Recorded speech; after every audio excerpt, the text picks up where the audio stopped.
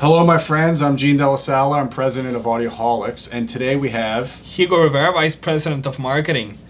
Gene, why don't we talk today about the state of the industry? State of the audio industry, I presume. Yeah, that will be it. Okay. Well, you know, I've been looking for the last few years and just kind of seeing the patterns and seeing the ups and downs and the struggles, and you know, it just a lot of stuff occurred to me. You know, sadly, the home theater market is obviously shrinking. Yeah. Okay. Mm-hmm.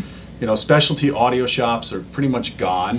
Mm-hmm. You know, years ago, when you wanted to buy a home theater system or even a 2-channel system, you had a high-end shop to go to. They had demo rooms. They had usually knowledgeable salespeople, not like you get at Best Buy where, you know, they change employees every 5 weeks. It's a revolving door, yeah. Right. So, you know, you would sit down and they would educate you. They would show you a good setup, and they'd really get you excited about audio. Well, now, unfortunately, that's pretty much a dying breed. I mean, there's very few places to go demo, and now it's kind of gone online for the internet direct model to buy and try at your house. So, you know, and I noticed that more people today are, you know, the market's basically dominating with headphones and sound bars more than it is with high fidelity speakers and surround sound and stuff like that. So where do people get education now? Well, luckily there's Audioholics. We provide some science-based stuff out there, you know, and we have the forum. Yeah, I mean, we try to educate. You know, we try to give you tips on how to set stuff up. We try to warn you about the gimmicks. You know, we do our best to guide people, but ultimately the best guidance is hearing a demo for yourself to see how you like it. But the problem now is, you know, the industry seems more focused on the next fad rather than educating people and trying to put quality into their homes. You know, it seems like they want to sell you more speakers. They want to sell you the next generation surround format that we really don't need in the home. I mean, like, let's be frank. Most people don't have tall enough ceilings or big enough rooms to put more than 5 speakers. That's true. 7 maybe if you're lucky, and 1 sub, maybe 2 subs. So what's their solution this year? Slap a speaker on top of another speaker. I mean, it sounds funny, but go back 5-10 years ago. If this would have been proposed 10 years ago, it would have been laughed off the industry. I'm sure. Now it's being proposed like it's the next Jesus. Well, let's slap a speaker on another speaker, then we could sell more speakers. Yeah. So what does that do? It kills channel separation. You're creating more ambience to sell more speakers rather than focusing on less speakers and higher fidelity. Exactly, which is what we should be focusing on anyways. So let me ask you this, Hugo. In a shrinking market where people want less speakers, how is the solution to add more speakers going to help? Well, that sounds like a paradox to me. Great Scott! And you know, it is a paradox, and it's a real problem because these products are becoming more complex to set up. I mean, you look at that Denon receiver we reviewed. I was panicky when I looked at the owner's manual. And that's you. I mean, and you're the top expert in this stuff. I mean, yeah, I've been reviewing Denon products for 20. I'm not just singling Denon out. It's all the new receivers coming out. They're getting so complex, and now you don't have dealer networks anymore to support it because you're buying it internet direct. Right. Luckily, like I said, we have internet forums and stuff. But imagine Joe the plumber buying a Dolby Atmos receiver. I could not even fathom it, to be quite honest with you. How do you set up the speakers? Where do I put the speaker? Now I got to slap a speaker on another speaker. And it's not what angle does it have to be at? Where does my chair need to be? Yeah, because it's not a plug and play sort of thing. You know what I mean? No, I mean, people screw up 2-channel as it is. Imagine every time you add more speakers, you exponentially have more opportunity to screw up. Yeah. So I don't want to be like the ultimate pessimist here. No. But, you know, let's get the basics right.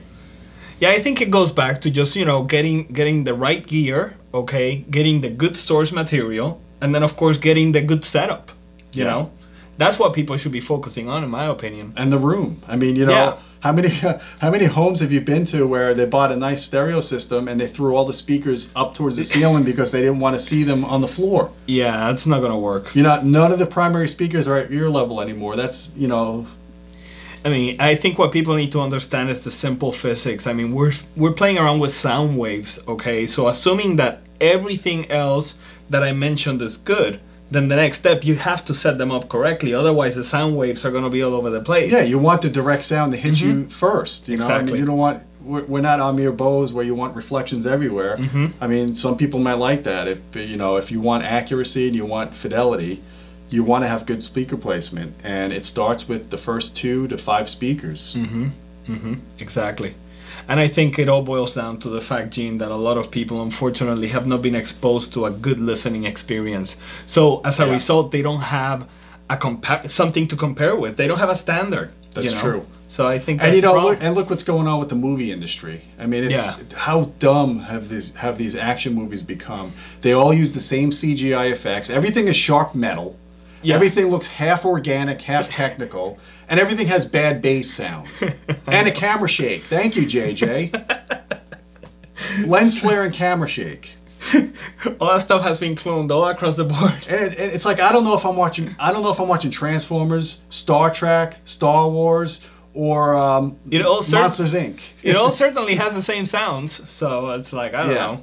It's sad. It's sad because it's like we're just going after whiz-ball cheese effects that it might look cool and snappy now, but come back 10 years from now, these movies are going to look ridiculous. Yeah. That's my prediction.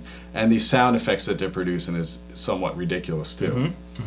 Hopefully we continue to see more improvements, and there are a lot of companies out there that are, working on making sure that their gear provides the best fidelity, and hopefully the consumers get to appreciate that and get to learn, how to set up their systems together. Yeah, and try to learn the science of it. Don't fall for the snake oil with the cables or the bouncing sound. And I think that's the bottom line, Gene. You just hit it right in the head, and that's what we try to do here. We try to educate people and teach them the basics of sound. Because it's a science. You know this.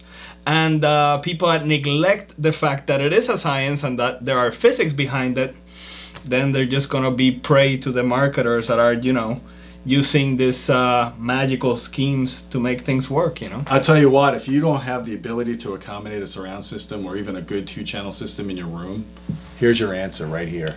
Forget about speakers and stuff. Get a really good pair of headphones like these Oppos, the PM1s or even the PM2s. These things will sound like you're listening to a super high-end pair of speakers. In the comforts of your own privacy, you don't need any surround gimmicks or anything attached to it. You plug them into a good analog preamp. I mean, these even work good with your iPhone because of the resistance profile that they have.